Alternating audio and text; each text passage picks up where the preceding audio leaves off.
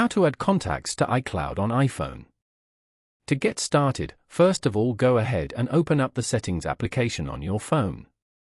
Once you're here, tap on your account at the top. This is your Apple account settings page. You can view and manage your personal information, sign-in and security, payment and shipping, subscriptions and other account settings from here. On this page, go to iCloud.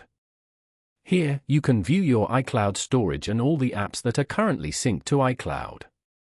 Tap on See All besides Save to iCloud. From here, you can manage how apps and features on this iPhone sync to iCloud.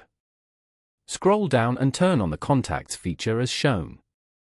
Following these steps, you can easily add contacts to iCloud on iPhone. Thank you for watching. Please leave a like if this tutorial helped you, or leave a comment below if you have any questions related to the video.